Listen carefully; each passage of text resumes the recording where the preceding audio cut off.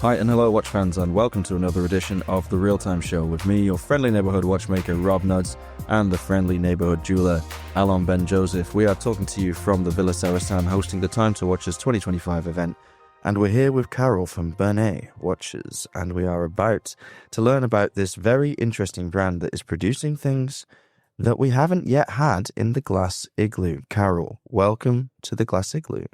Thank you. So tell us a little bit about your brand. In fact, start from the very beginning. How did you get into this? You're the boss, of course, so the story, I guess, starts with you. Not the story starts with my grandfather. Even better. It's a family company. He started the business in 1970 with fancy watches. I mean, ring watches, pendant watches, and I follow what he started. Okay. So have you grown up surrounded by these things and always been a lover of jewelry and watches yourself? Yes. Yeah, I'm living in the company and I'm living in Vallée de Joux, which is a watch valley where all the big manufacturers are, but there is also some independents like Berney.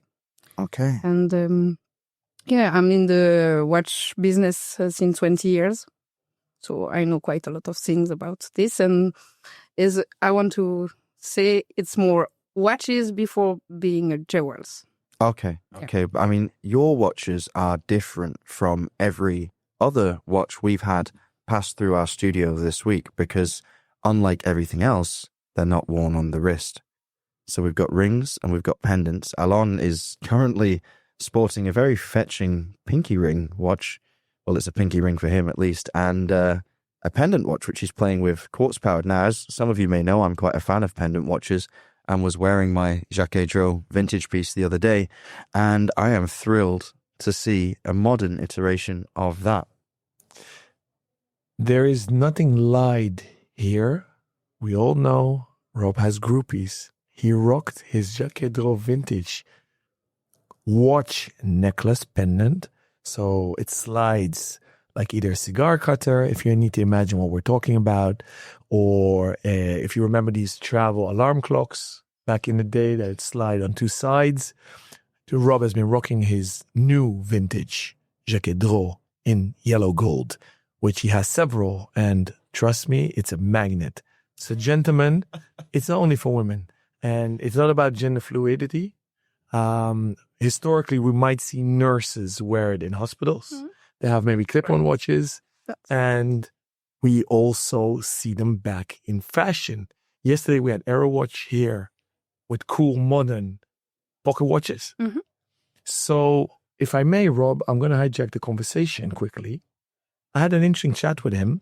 If he uses marketing towards the millennials, Gen Z, I don't mean it in a negative connotation, but hipsters, because those are rocking pocket watches today. Mm-hmm. What do you do to market these cool products? I try to do my best because it's a small company.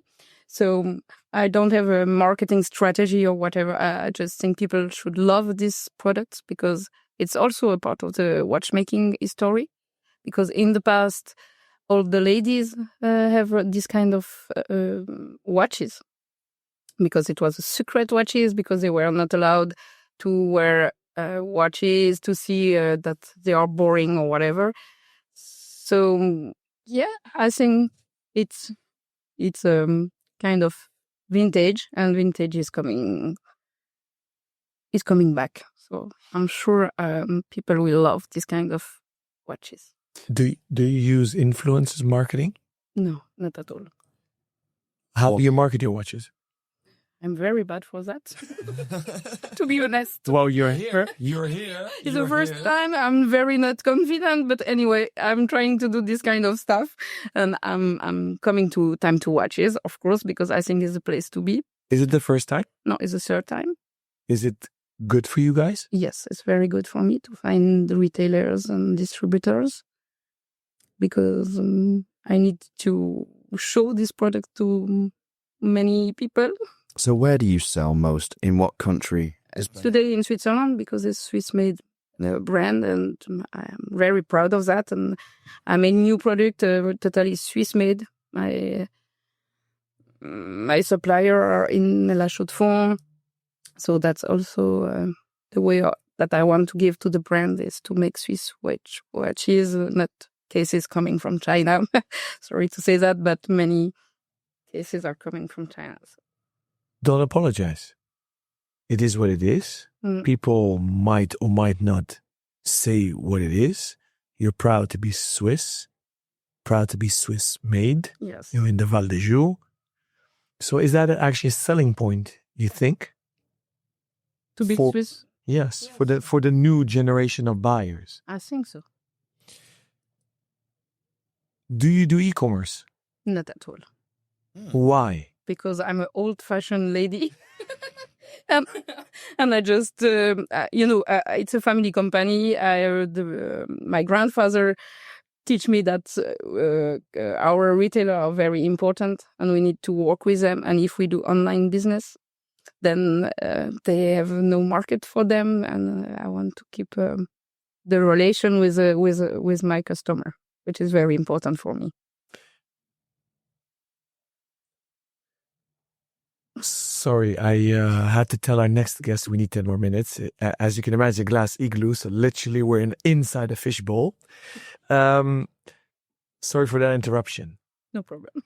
What markets are the best for you, if you look at the global scale of things? I think I really have to improve this point on the Berney strategy because today my marketing point is to be authentic, to be real, to do things with the earth. No earth, yeah. English, so sorry for the reason this, it's not so good. Mondial. So global. Global. Yeah. No, I want to meet with the earth. With hearts. I don't want sustainable, but with soul. I want to be passion. With passion, yeah. Of truth and genuineness. Exactly. Yeah. That's my marketing way of selling my watches with passion. Yeah, good. Well, if you've got passion, then you've got everything that you really need. And you have the product to go along with it. It is great to see, there's so many people really taken by this vintage push, vintage costume jewelry, and this stuff falls perfectly into that bracket. It's a lot of fun. We're going to find out how much one has to pay for these objects in a moment, because I have spent a lot of time, as you know, on Chrono24 and Etsy and GataWiki and eBay seeking out these vintage pieces. But the opportunity to buy is something like this that looks like those pieces but is brand new and will always be mine from the day that I buy it is really quite exciting. So how much, Carol, does a ring like the one I'm holding in my hand cost? The one you are holding is a new model from this year. So it's a set with diamond, it's stainless steel case. The price is 2,000 Swiss francs. Mm-hmm. But we have other models which are cheaper because they have no diamonds. It's just zirconium, but looks nice. And we are around 500, 600 Swiss francs. Mm-hmm. What's the entry level for your brand? Price point? Where do you start? I'm start at 250 around for the pendant watches, for example. Okay, so the pendant is the entry level. Yeah. Incredible. Because the cases are dating from 1970. It's original cases from that time. Okay, so you take the old cases and then you refurbish them, replate them, and put the movements inside. It's new old case. It's new old stuff. Oh, it's new old stuff? It's new old stuff. Okay, so there must be a limited amount of these cases that you're able to source. How many? I mean... a lot. A lot. You've got a lot. The attic is full of cases. Okay. So you're well stocked for the future. So yeah. Okay. Good. I want to make a TRTS collab with her. A TRTS collab. A Rob special. A Rob special. Okay. Well, we collaborate with watch brands to create our own special edition pieces, and Pendant Watch would certainly be an interesting avenue. Okay. If there's enough cases and if Carol is willing, then of course we can explore the opportunity. Yeah, you have to come and visit Berney. I'm open to discuss about anything. That sounds fantastic. Okay, on that invitation, we're going to wrap up this episode and let Carol get back to the stand with me in tow because I want to see the entire assortment. Thank you very much for your time. I'm going to love it. I already love it. I'm in love. I can't wait to see it. Thank you very much for your time, Carol, and I wish you a wonderful end to Time to Watches. Thank you for this interview. Thank you, Carol. So that's got to be the most unexpected meeting that I've had at a fair, possibly ever. I did not foresee being so excited by ring watches and pendant watches. What was your takeaway? Dude, this was maybe the gem of the week for me. Not the fair, not Time to Watch's fair. I'm talking about the whole week I was in Switzerland. I've done, and you have more, over 100 meetings in 5 days. Now, we literally slept 4 hours a night, so that's how we racked up all these meetings. Now, the cool stuff about the Time to Watch's partnership, the media partnership was, we've been asked to be media partner for the fair. We got a glass igloo in front of Villa Saracen. It was all last minute. We didn't know what to expect. The organization told the exhibitors, you're welcome to have a short interview with Team TRTS during the fair. So the brands approached us to come on the show. I have to admit, I think I know 99% of all the actors in the watch industry. I have to admit, mea culpa, Berney was not on my radar. We got the request. We said yes to everyone because we're super happy and we like to be surprised.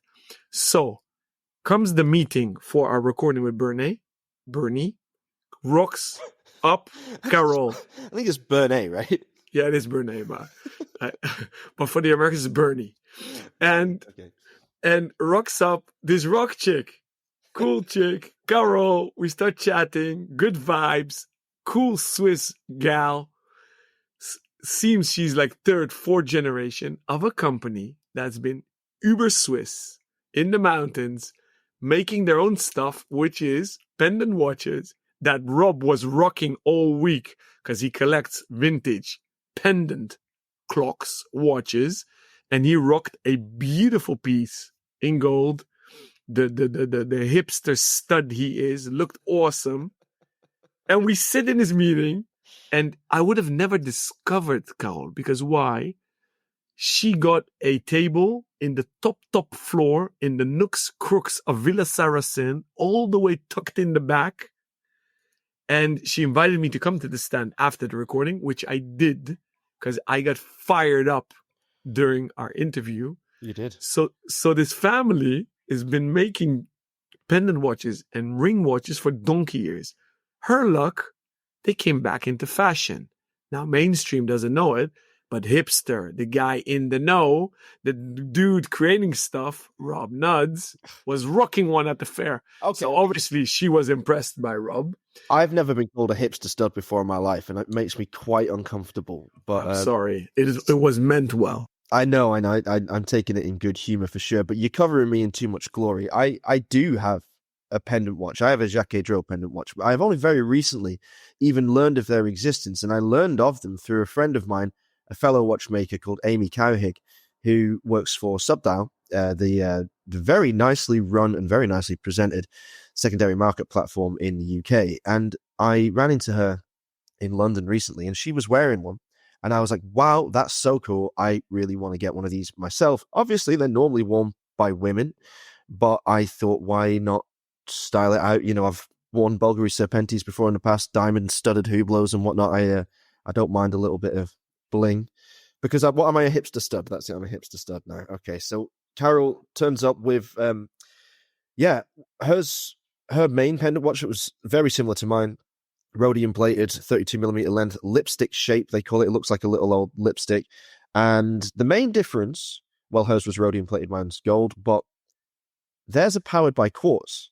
ETA 901.001 in particular. Mine's an old hand-wound mechanical, but the advantage of this is they're extremely affordable. This watch, the Berney 2703, which you'll be able to find on the official website, which is berneywatch.ch, is only 250 francs. Now that to me is an extremely appealing price for a statement piece of jewelry that also tells the time. Totally agree. And what was even cooler, they have so much old new stock in their factories. It was bonkers. She said, yeah, I have loads with me and people are coming and they're ordering 10 of this, 10 of this. So I had to see that with my own eyes. So I went after the interview. I was so excited. I immediately went up and she had plateaus and plateaus. So, plates with rings, pendants, and as you heard on the recording, I got excited and we even pitched an idea to do a TRTS collab. So we have to follow up on that. But my advice, check their website. It's super cool. Yeah, I've got a vision for my own pen watch. It'd either be not black, but maybe very heavily blasted either titanium or perhaps even oxidized sterling silver with, instead of like the little tassels that they tend to have on the bottom, with like a spike, like a 925 spike polished, like in contrast. So I'm gonna contact Carol sometime in June when I finally begin my summer sojourn in Dresden, which I can't wait for. And I'm also going to work with one of my best mates here, a jewelry designer called Christoph Graber. And if you are on Instagram, go online and give him a follow. He's very private. He normally works one-on-one with clients. You can find him at graber.fineartisan. That's GRABE.FINEARTISAN. And he's a very talented and flexible collaborator. So I'm hoping that together, the three of us could come up with something pretty exciting. More modern, more edgy, and yeah, a little more male, but still unisex. I mean, for goodness sake, it's a pen watch. But I think everyone should feel comfortable wearing something like this if they enjoy it. And my goal is to see you wearing one, Alon. I promise you that if we make a TRTS collab with her, with them, I'm definitely going to rock one. And not just for the picture and not just for one day. I think it's brilliant. I mean, it's a great way to get people into watches as well, because a lot of people, especially women, I suppose, as well, because it tends to have more wrist-located jewelry like bangles and stacks and bracelets and whatnot, maybe don't want to wear a watch on their wrist, and it's a great way to have a timepiece on your person that isn't your phone or any other device, and to keep your wrist free for other wonders that we saw. In fact, talking of wonders, wristband wonders that we saw, Bulgari, which will be our discussion tomorrow. So let's wrap up this one now and get on to that. See you soon.